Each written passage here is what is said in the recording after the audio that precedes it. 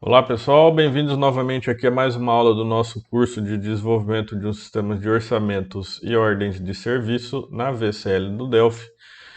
Pessoal, na aula passada a gente trabalhou aqui a questão dos equipamentos, adicionando eles na lista aqui para confecção do nosso cadastro de orçamentos para nossa ordem de serviço aqui, tá? Eu dou nome de orçamentos, mas também pode considerar como sendo ordens de serviço. Fiquem à vontade para dar o nome que vocês acharem melhor, tá? E o que ficou faltando para a gente concluir essa aba aqui de equipamentos, pessoal? Ficou faltando a questão dos campos obrigatórios que são necessários para poder adicionar aqui na lista dos equipamentos que vão para conserto, tá? Então, ó, eu dei uma remodelada aqui, pessoal. Na verdade, remodelada não, na verdade, uma verificada nos campos que são de preenchimento obrigatório e deixei só o ID e a descrição do equipamento. Por quê? Porque às vezes não tem necessidade de ficar colocando algum detalhe, ou a cor do equipamento, o ano modelo, a série, enfim. Quem decide isso é o próprio usuário do nosso sistema, que vai decidir qual campo ali que é obrigatório para ele, tá? Então, dessa forma, a gente deixa de uma maneira mais genérica e mais fácil de ser utilizado, porque muitas vezes não tem necessidade de ter vários campos para identificar este produto, apenas o ID e a descrição dele já é o suficiente, tá? Então, o que eu quero mostrar para vocês hoje, pessoal? Que aqui, ó, esses dois campos obrigatórios, eles vão respeitar aqui o botão adicionar na lista e não o salvar. Se eu deixar eles do jeito que está e colocar aqui a tag 99 e o hint deles para utilizar aquela função nossa, validar campos obrigatórios, vou até abrir ela aqui, ó, funções, deixa eu localizar ela aqui, ó, validar campos obrigatórios. É, ele testa se a tag é 99 e se o hint é diferente de vazio. Então, desta forma, ele vai verificar que este campo é obrigatório, tá? Eu poderia mudar essa função, acrescentando aqui, ó, tag do tipo integer e assim fazer a seguinte modificação.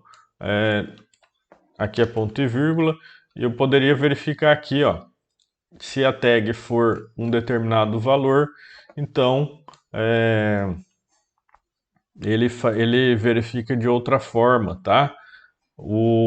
A tag igual a 99, aqui já é para ser utilizada com esse botão salvar, tá? E aqui, ó, eu passaria uma outra tag, um outro valor, tá? Então aqui em vez de 99, eu utilizaria assim, ó.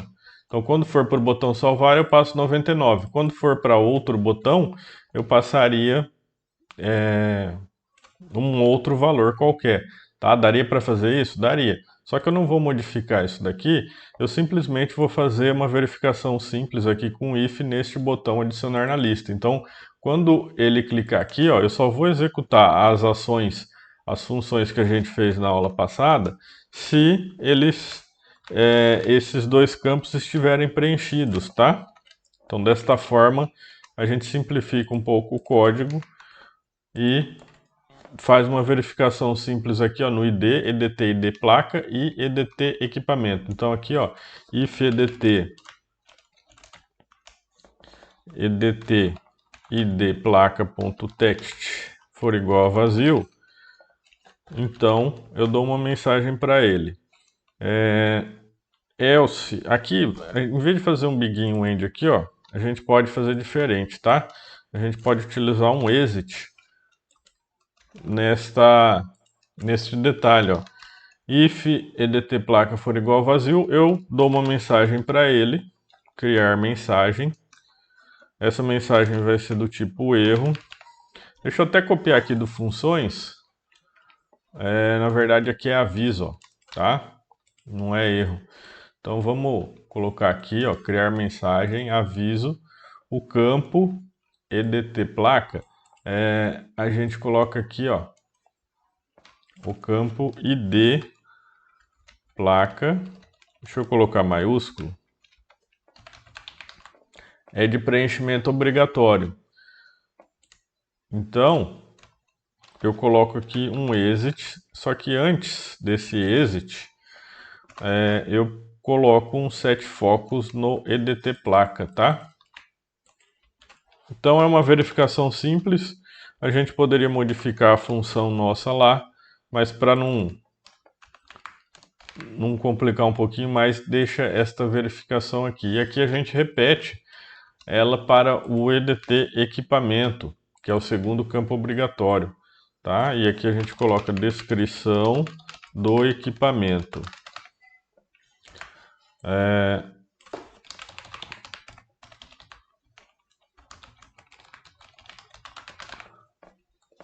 Então, desta forma, a gente faz a verificação dos campos obrigatórios antes dele adicionar aqui na nossa lista. Feito isso, a gente pode pular para a página dos produtos, pessoal. E aqui, ó, tem outras alterações que a gente tem que fazer também. Aqui eu coloquei campo obrigatório, somente o código, a condição, a quantidade e o valor unitário. Por quê? Porque são esses os campos que vão ser preenchidos. Esses outros aqui, ó, ele só vai trazer lá do cadastro de produtos, tá? O valor total aqui é calculado e o valor final também é calculado. Então, esses campos aqui todos, ó, como não é o usuário que vai preencher, a gente pode deixar eles como read only true e o tab stop falso, ou seja, o tab não vai entrar aqui dentro desses campos, tá? Então essa é a primeira modificação que a gente faz.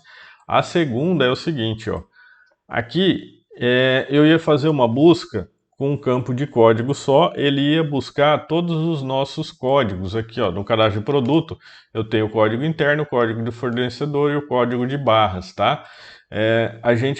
Se fizer isso daqui, o que acontece?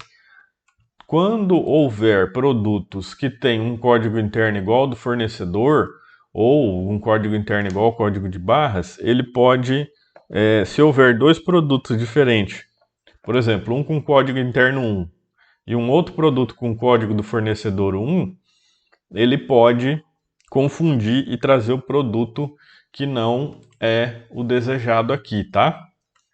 Então o que a gente vai fazer?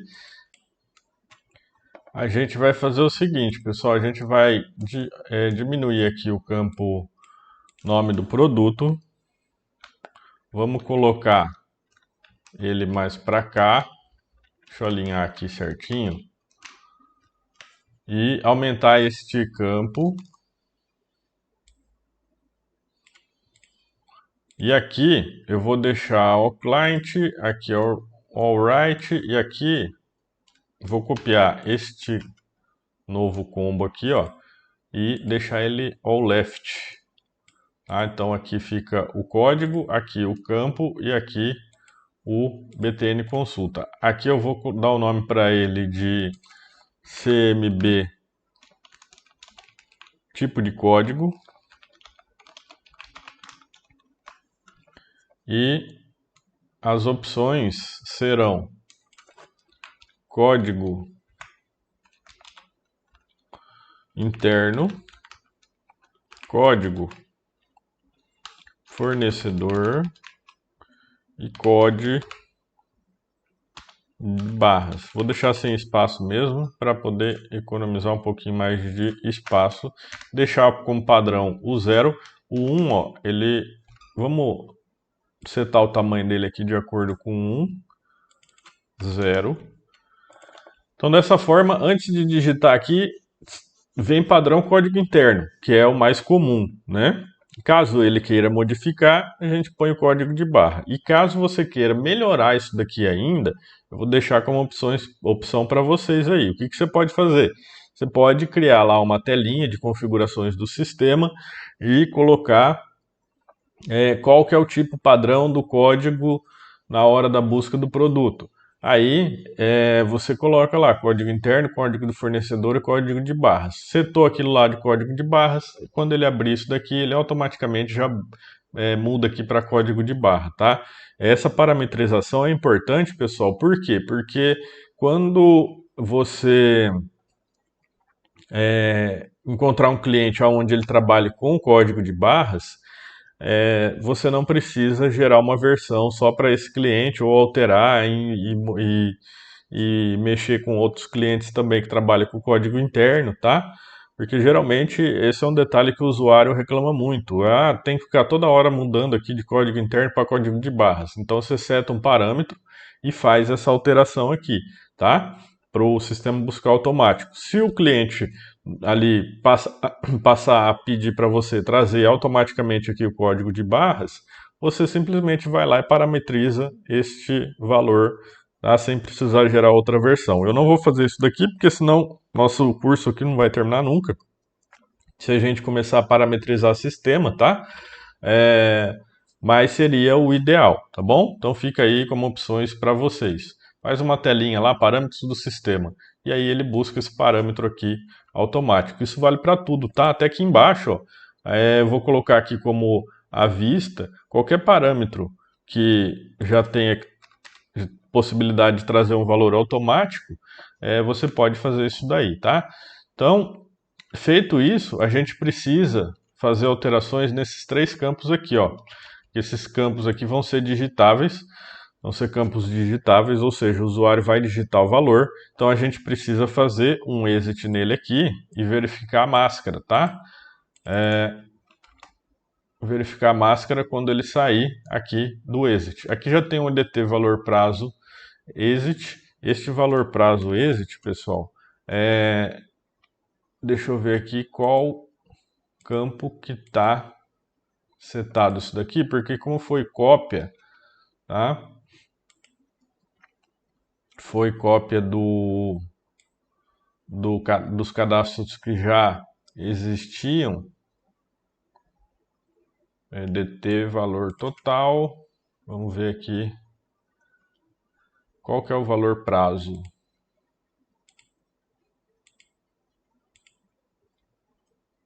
Eu acho que pagamentos. Aqui é o seguinte, ó. Este campo aqui, pessoal, é uma cópia, então ele não existe, tá? Ou eu mudei o nome depois. Então aqui, ó, eu vou copiar isso daqui. Por quê? Porque é esta verificação de máscara que a gente precisa.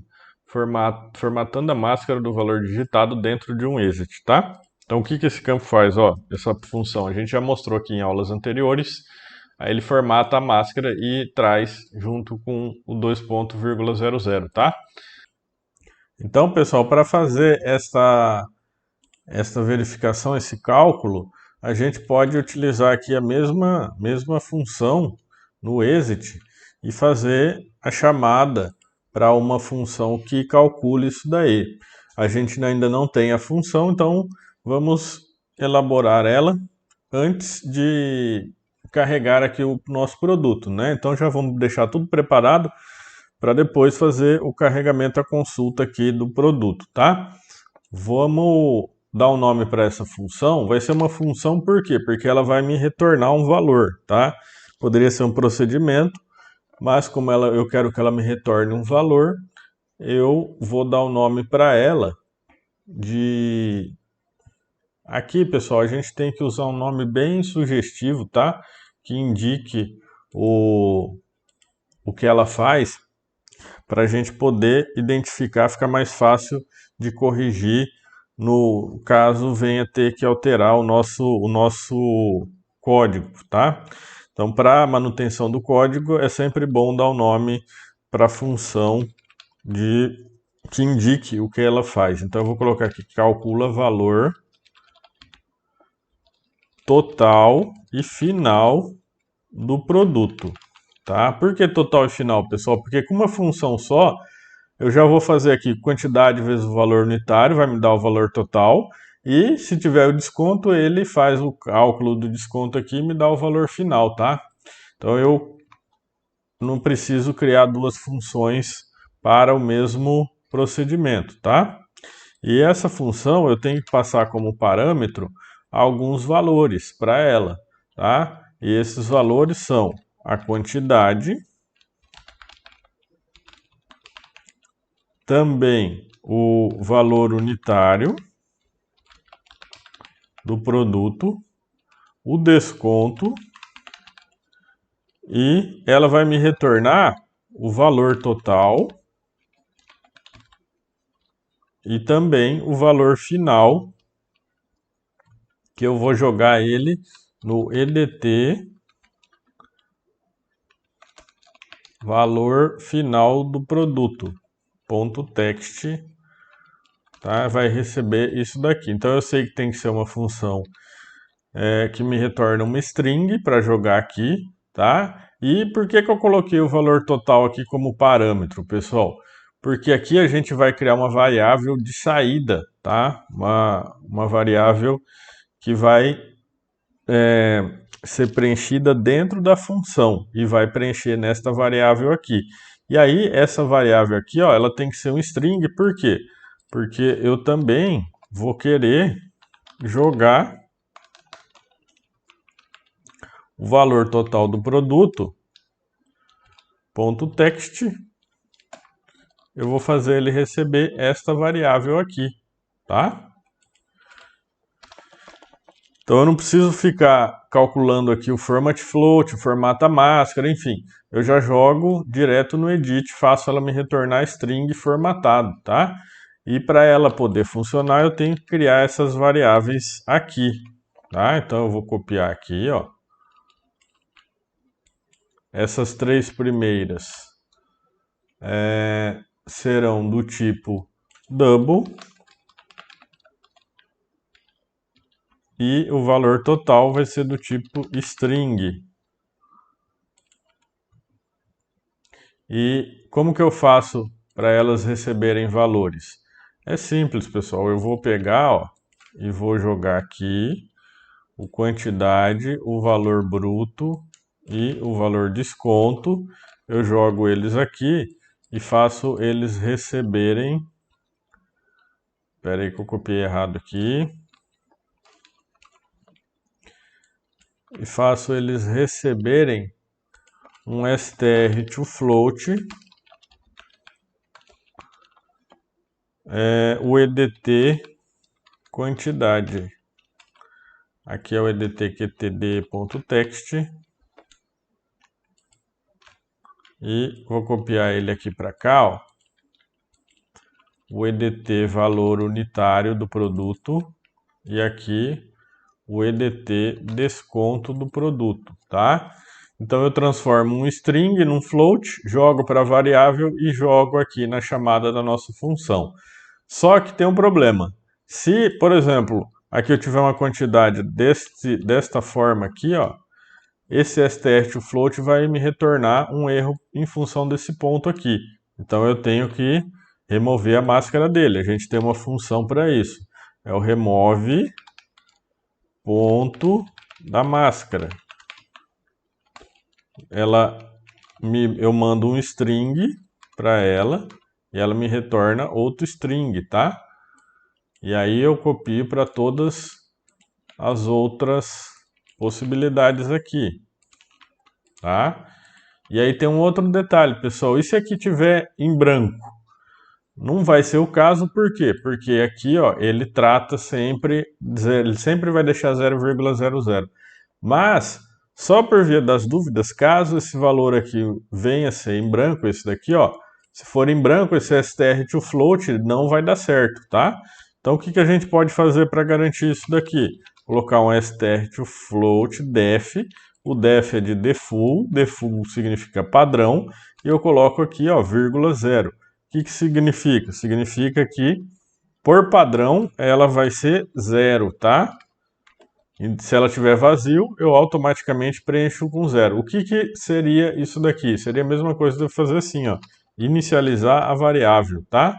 Quantidade igual a 0 e aqui não ter o def, tá? Então é a mesma coisa. Então dessa forma a gente simplifica todo esse código e passa aqui para receber os valores corretamente. Então, quando eu sair da quantidade, ele vai calcular o valor final do produto através dessa função e vai calcular o valor total do produto através desse retorno aqui, ó, tá? Então, a gente precisa fazer o quê? Criar esta função, tá, pessoal? Então, vamos criar essa função, ela vai ficar aqui mesmo, neste... Na verdade, eu posso jogar ela aqui no funções, tá? Porque se eu precisar usar ela em outro local, eu posso usar também. Então aqui, ó, tem um calcula valor à vista, calcula margem de lucro. Então eu vou colocar aqui um function, calcula valor total final do produto, quantidade, valor unitário, desconto. Essas três aqui, ó, são do tipo double.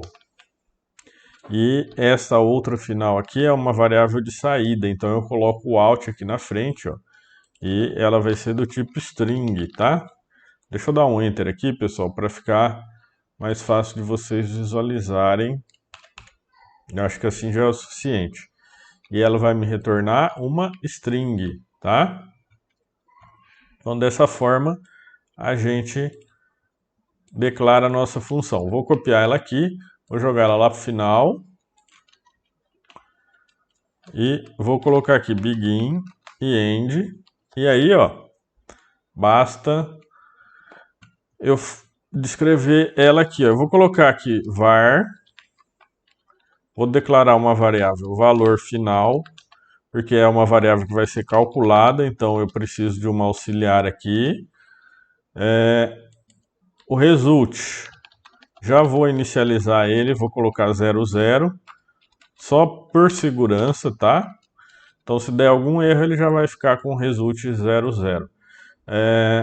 O valor total, que é essa variável aqui, ó, vai me receber o valor unitário vezes a quantidade.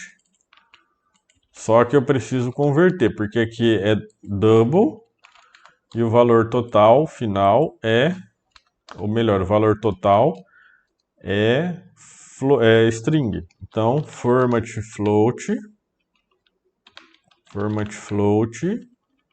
coloco a máscara,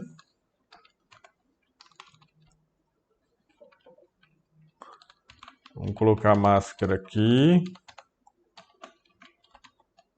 0.00 e fechar o format float. Então eu já tenho o valor total aqui, tá? E depois eu tenho que calcular o valor final. O valor final vai ser o quê? Vai ser o quantidade vezes unitário menos o desconto.